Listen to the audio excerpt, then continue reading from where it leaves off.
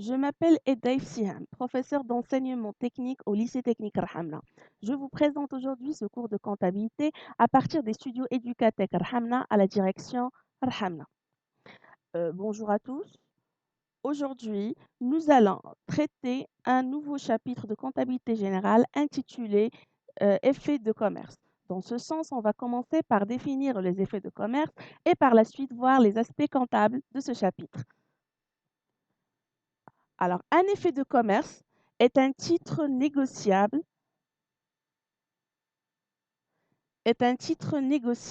représentant une créance payable à court terme et mobilisable. Alors justement, on doit faire la distinction entre les effets de commerce et les moyens de règlement au comptant. Lorsqu'on parle des moyens de règlement au comptant, on va citer entre autres la caisse, on va citer aussi les chèques bancaires, les chèques postales, mais à l'inverse, les effets de commerce, que ce soit la traite ou le billet à ordre, sont des moyens de paiement à crédit. En effet, comme on a déjà cité, on va distinguer deux types d'effets de commerce.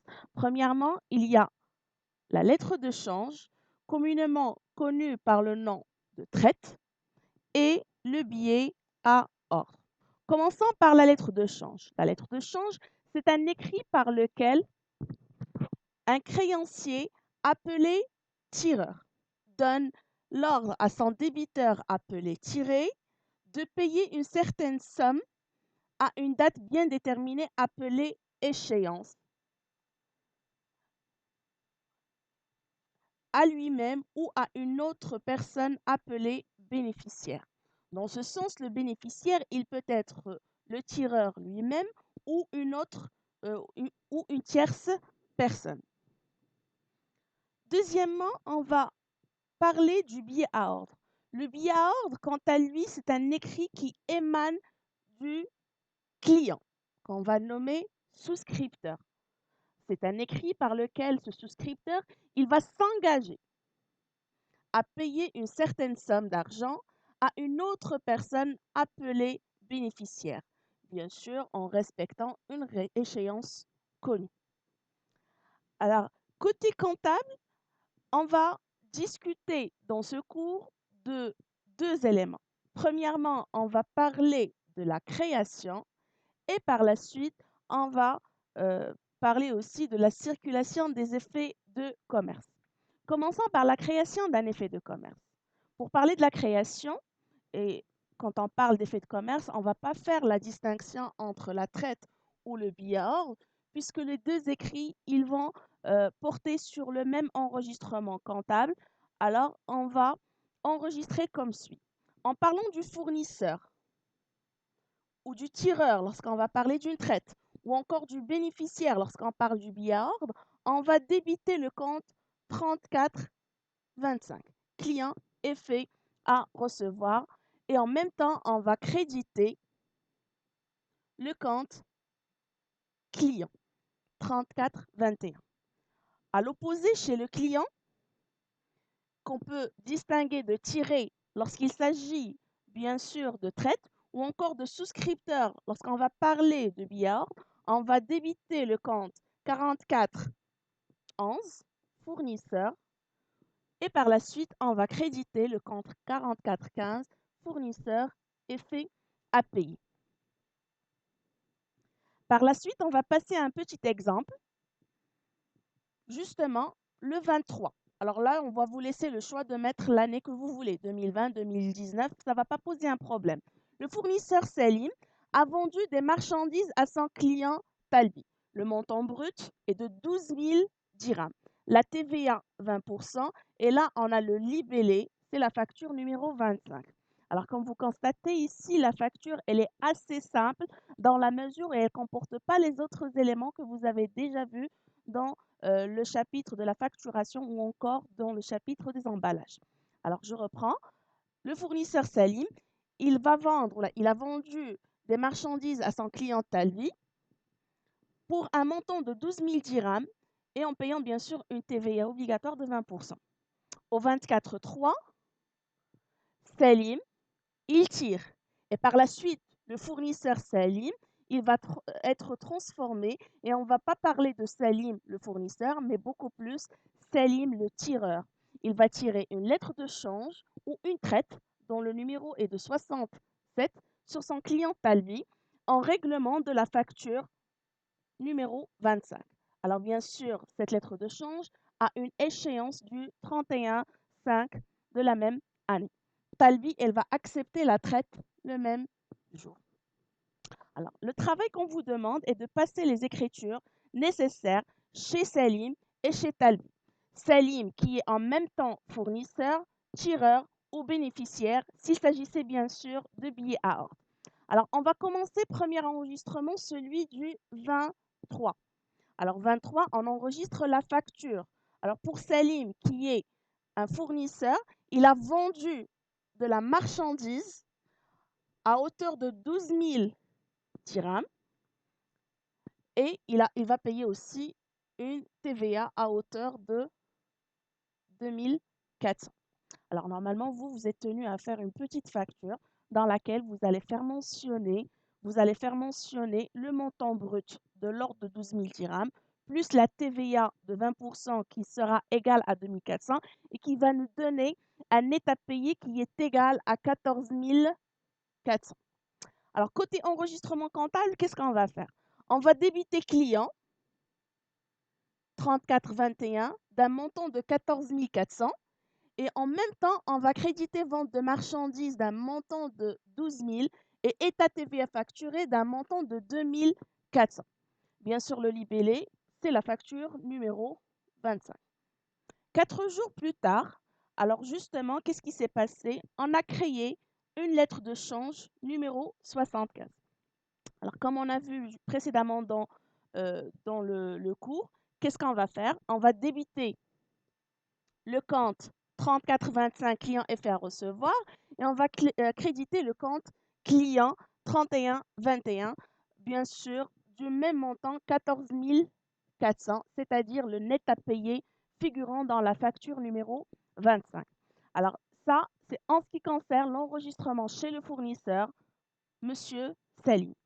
Pour ce qui est Monsieur Talbi, qui est client, tiré et souscripteur, bien sûr, lorsqu'on va parler de billets à ordre, il s'agit bien sûr d'un achat de marchandises. Et par la suite, on va débiter achat de marchandises d'un montant de 12 000 dirhams.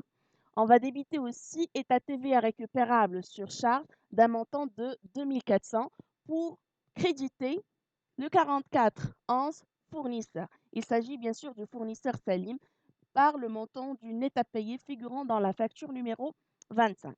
Alors, à noter qu'il ne faut pas oublier les dates d'opération et il ne faut pas oublier les libellés aussi par rapport à chaque opération.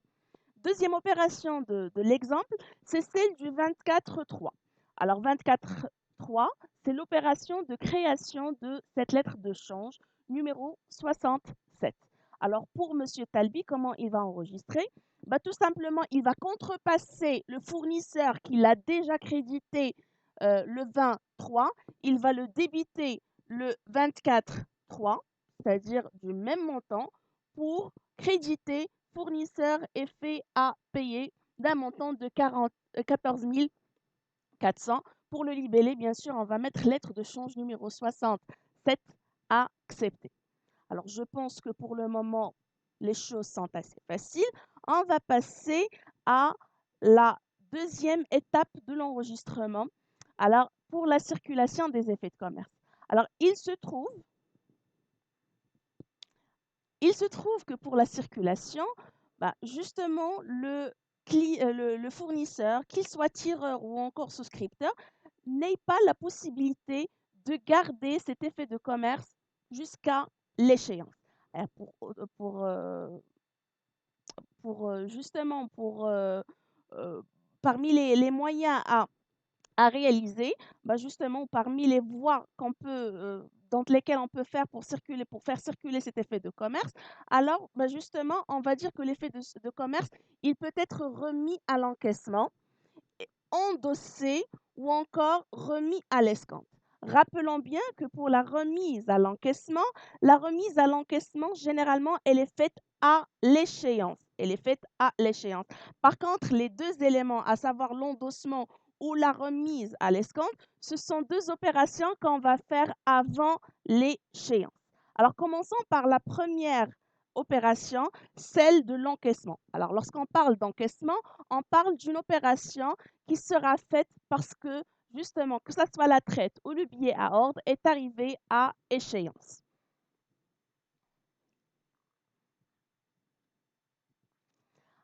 Alors, on commence par la remise à l'encaissement. Lorsqu'un effet de commerce arrive à son échéance, l'entreprise présente à son banquier le présente à son banquier pour l'encaissement.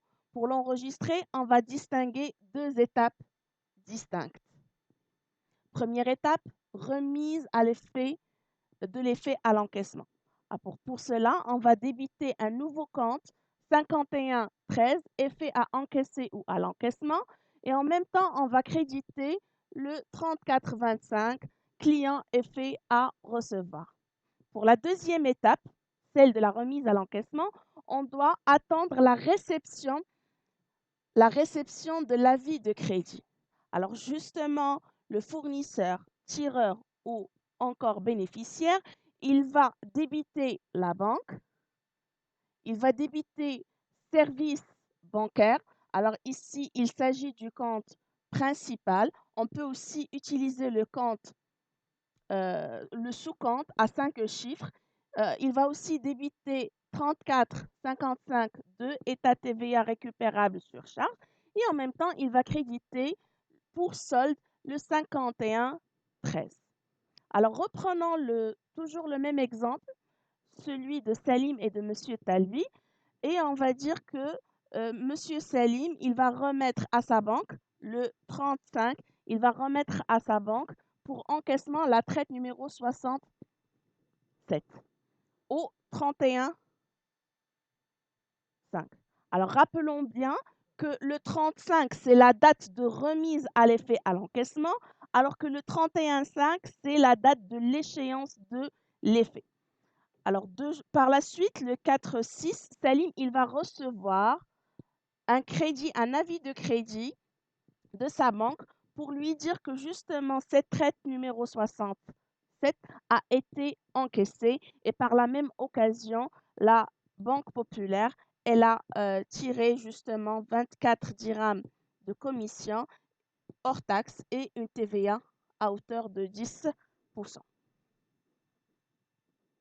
Alors justement, on vous demande ici de passer les écritures nécessaires chez Salim. Alors, avis, ici on a un petit document, c'est un avis de crédit que M. Salim il va recevoir de la part de sa banque, la Banque populaire, dans laquelle il va figurer le montant justement de la valeur nette qu'il va recevoir sur son compte. Alors, rappelez-vous bien, le 14 400, c'était la valeur nominale de l'effet, duquel on va retrancher des commissions que la banque va prendre à hauteur de 24 dirhams et sur lesquels on va appliquer une TVA de 10%. Alors 24 fois 10%, ça nous donne 2,4. Alors pour obtenir la valeur nette, qu'est-ce qu'on va faire? On va prendre la valeur nominale auquel on va soustraire les 24 dirhams de commission et aussi la TVA de 10% à hauteur de 2,4%. Ça nous donne une valeur nette de 14 373,60. Alors, pour l'enregistrement chez Salim. Alors, l'enregistrement, comme on l'a dit, théoriquement parlant, il va passer par deux étapes. Premièrement, on va remettre l'effet à l'encaissement et par la suite, on va encaisser réellement l'effet quelques jours après l'échéance. Alors, rappelez-vous bien, le 35, la date de la première opération, c'est la date de remise. Alors, qu'est-ce qu'on va faire? On va débiter effet à encaisser ou à l'encaissement par le crédit du compte 3425, client effet à recevoir, du montant de la valeur nominale de l'effet. Après l'échéance, notamment le 4-6, c'est la date réellement d'encaissement de cet effet. Alors, une fois la banque, elle envoie l'avis de crédit à son client Salim, Salim, il doit passer cette opération comptable. Alors, autrement dit, il va débiter la banque, 51,41. Il va débiter aussi les services bancaires, 61,47. Et il va débiter aussi état TVA récupérable sur charge, 34,55,2. Alors bien sûr, par les montants qui figuraient sur l'avis de crédit. N'oublions pas aussi qu'il va créditer client effet à recevoir. Alors côté chiffres, qu'est-ce qu'on a? Au niveau des effets à encaisser ou à l'encaissement, on va mettre la valeur nominale de l'effet. Au niveau des services bancaires, on va mettre le montant correspondant aux commissions que la banque va relever. Pour l'état TVA récupérable des surcharges, on va mettre 2,40 qui correspond à la TVA calculée sur les commissions. Ce qui nous reste, c'est la banque. Alors, la banque, c'est le reliquat qui correspond aux 14 400 moins 24 moins 2,40.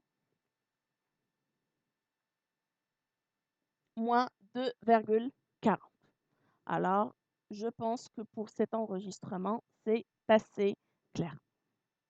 On va passer par la suite à B, l'endossement au profit d'un tiers. Alors, en premier lieu, on va essayer justement d'identifier ou de définir qu'est-ce qu'un endossement. L'endossement, c'est le fait de transférer la propriété du titre, que ce soit une traite ou une lettre de change, à une tierce personne appelée endossataire, pour le paiement de sa dette. Alors l'endossement, justement, veut dire que le tireur ou encore le bénéficiaire du billet à ordre, il va transférer la propriété de ce titre à une tierce personne en guise de paiement d'une autre dette. Alors, pour enregistrer justement l'endossement, on aura recours aux écritures suivantes. Alors, chez l'endosseur. Alors, qui est l'endosseur? Alors, l'endosseur, c'est en premier lieu, c'était le fournisseur, c'était le tireur et c'était le bénéficiaire du billet à ordre. Alors, lorsqu'il va endosser le titre ou encore l'effet de commerce, on ne va plus parler de fournisseur, mais on va parler d'endosseur. Alors, chez cette personne-là, on doit débiter le 44 11 fournisseur et en même temps, on va créditer le 44 25 client effet à recevoir. Chez l'endossataire, c'est-à-dire la personne qui va recevoir l'effet et qui va être payée à l'échéance, on va débiter le 34-24 client effet à recevoir par le crédit du 34-21 client. Et rappelez-vous bien, chez l'endossataire, cette opération, elle est la même que pour la création d'un effet de commerce. Chez le signataire, c'est le client qui doit payer à l'échéance cet effet. Il n'y aura aucune écriture. Pourquoi? Parce que justement, ce signataire, il n'est pas, on va dire, impliqué dans de ce qui va se passer par rapport à ce titre. Est-ce qu'il sera endossé ou escanté? Pour lui, c'est une chose qui ne le regarde pas. Il doit attendre l'échéance pour qu'il puisse payer. Alors, on va prendre un petit exemple. On va prendre un petit exemple. On va prendre toujours l'exemple de Salim et on va supposer que Monsieur Salim, elle va endosser, c'est-à-dire il va transférer la propriété de l'effet numéro 67 en faveur de son fournisseur Adili. Alors, en règlement d'une dette. Alors, on vous demande de passer les écritures chez Salim, Adili et Talbi. Alors, pour Salim, l'enregistrement, elle se fait comme suit. C'est l'endosseur. On a dit qu'il va débiter le fournisseur et il va créditer client effet à recevoir par la valeur nominale de l'effet qui est égale à 14 400.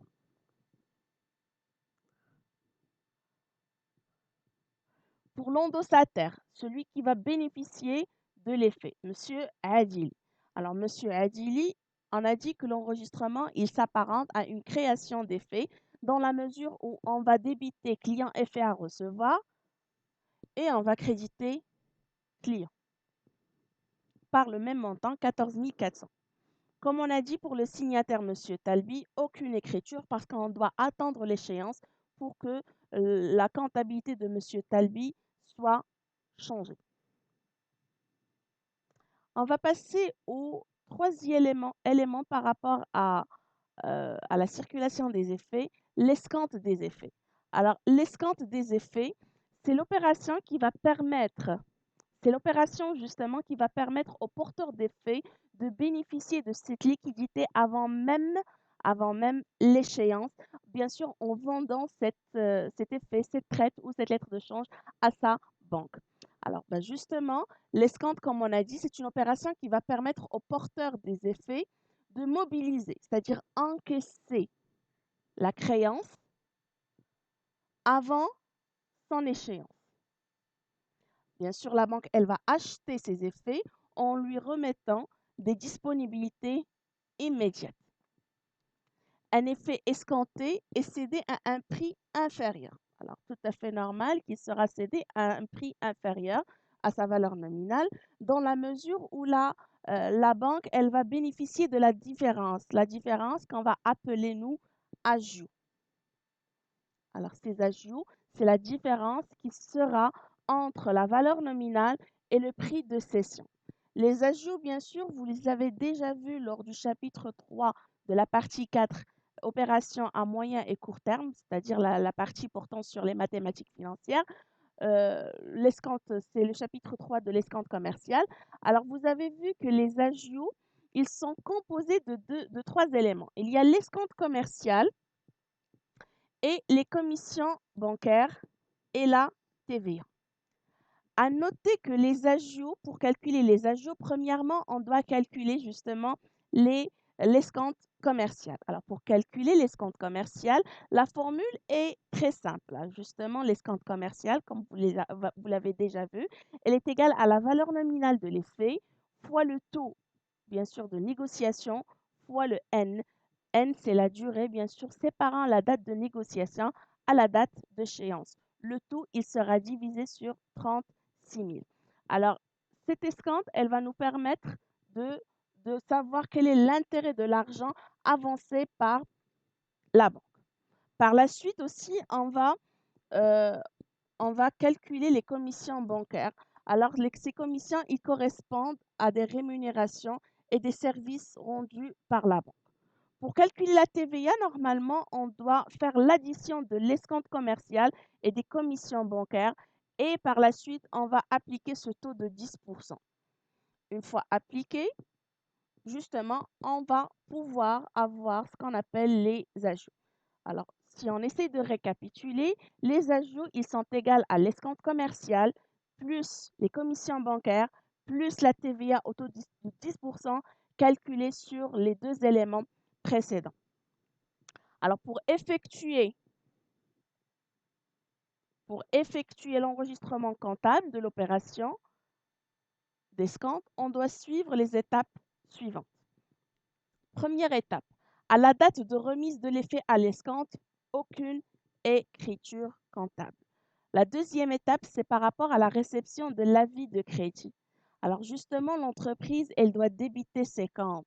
Alors, elle va débiter la banque, elle va débiter aussi intérêts bancaires et sur opération de financement, le 63115, bien sûr du montant de l'escompte acheté hors taxe.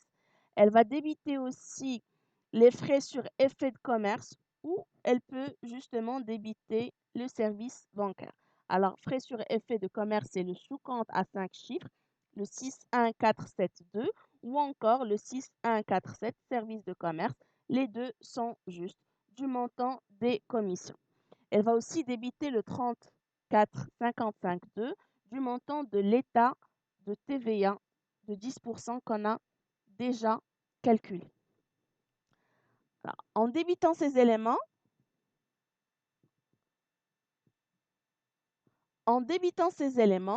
l'entreprise doit créditer le 55-20 qui correspond au crédit d'escompte du montant de la valeur nominale de l'effet.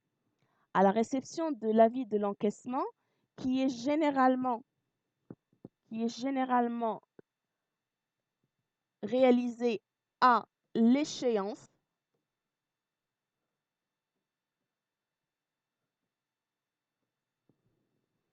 l'entreprise, elle va débiter pour solde le 55-20, crédit d'escompte, et elle va créditer aussi pour solde le 34-25, client effet à recevoir.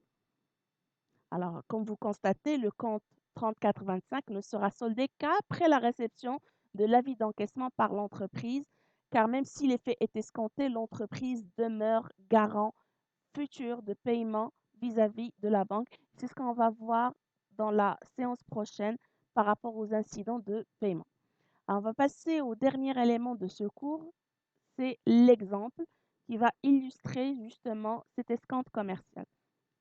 Alors, le 2-4, Monsieur Tahami, il tire une traite de 7600 dirhams acceptée le même jour sur son client Alami, échéant le 6-6 de la même année, suite à une vente de marchandises à crédit. Le 10-4, Tahami, bien sûr le fournisseur, il va négocier cette traite auprès de sa banque.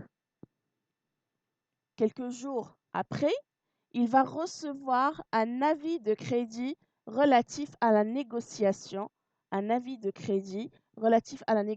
de cet effet, en tenant compte d'un montant d'escompte de 30 dirhams, des commissions hors taxes de 7,5 dirhams et d'une TVA de 10%.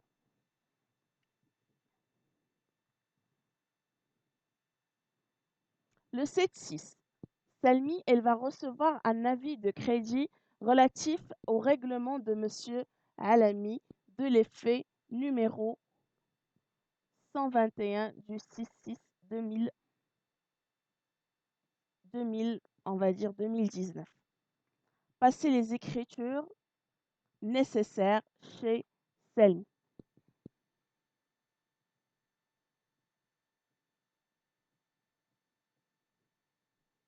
Alors, qu'est-ce qu'on constate ici? Le premier élément, c'est l'avis de crédit numéro 46.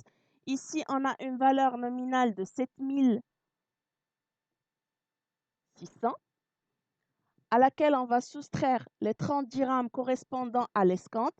Et rappelez-vous bien, ici, les 30 dirhams, c'est une donnée, mais normalement, vous deviez la calculer via cette formule, valeur nominale fois le taux fois le nombre de jours sur 36 000. Alors, bien sûr, le N, c'est comme on l'a déjà dit, c'est la durée séparant la date de négociation à la date d'échéance. C'est-à-dire, dans ce cas-là,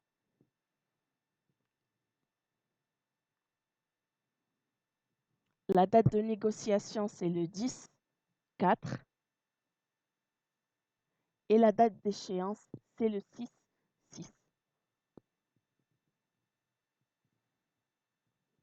Alors, reprenons notre avis de crédit. Qu'est-ce qu'on a dit préalablement?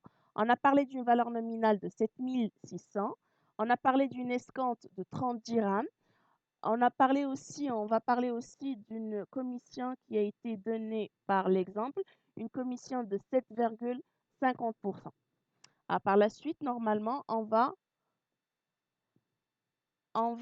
calculer la TVA. La TVA, bien sûr, elle porte sur les commissions et les escomptes. Alors, qu'est-ce qu'on va faire?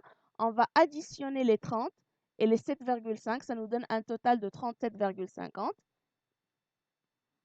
Ça nous donne un total de 37,50 et on doit multiplier par 10%. Ça nous donne un total de 3,75 qui doit être aussi soustrait de la valeur nominale. Alors, grosso modo, la valeur nette, elle correspond à la valeur nominale, moins l'escompte, moins les commissions, moins la TVA. C'est-à-dire 7600, moins 30, moins 7,50, moins 3,75. Ça nous donne une valeur nette qui est égale à 7 558,75. Pour l'enregistrement comptable, alors l'opération du 2,4, c'est par rapport à la création de l'effet. Alors automatiquement, on va débiter client effet à recevoir par le crédit du client 34,21 d'un montant de 7 600. Le 10,4, c'est la date de remise de l'effet à la banque. Alors justement, il n'y a pas d'écriture. On va attendre jusqu'au 15,4 pour matérialiser l'escompte. Alors, côté comptable, qu'est-ce qu'on va faire? Côté comptable, justement, on va débiter la banque. On va débiter aussi les intérêts bancaires et sur opération de financement. On va débiter les frais sur effet de commerce et on va débiter état TVA récupérable sur charge. Et en même temps, on va créditer le crédit d'escompte, c'est-à-dire le 55,20. Côté montant, on va utiliser justement l'avis de crédit qu'on a déjà rempli pour pouvoir finaliser cet enregistrement. Alors, côté crédit d'escompte, on doit mettre la valeur nominale.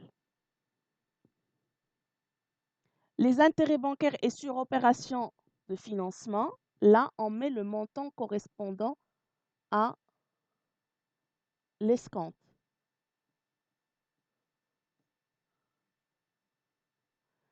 Les 7,5, c'est par rapport aux frais sur effet de commerce. C'est en fait le montant correspondant aux commissions. Le 3,75, c'est le montant correspond à la TVA de 10%. Alors, qu'est-ce qu'il nous reste? Il nous reste le montant qui doit figurer au niveau de la banque. En fait, c'est le reliquat entre la valeur nominale, moins l'escompte, moins les commissions, moins la TVA, ce qui nous donne un total de 7 558,75. Alors, on va attendre l'échéance, le 7-6, justement pour solder les comptes. Alors, les deux comptes à solder, c'est crédit d'escompte. Rappelez-vous bien qu'il a été crédité et pour le solder, on doit le débiter. Et effet de commerce qui a été préalablement débité et pour le solder, on va le mettre au crédit, bien sûr, d'un montant de 7 600. 7 600.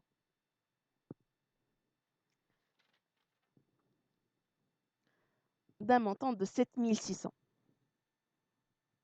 Alors, j'espère que ce cours vous a été utile, il vous a été compréhensible. Dans l'attente d'une prochaine épisode, je vous souhaite bonne chance et bonne continuation. Et je tiens par la même occasion à remercier l'équipe de la direction régionale, que ce soit le corps administratif ou encore le corps professoral pour cette initiative. Merci.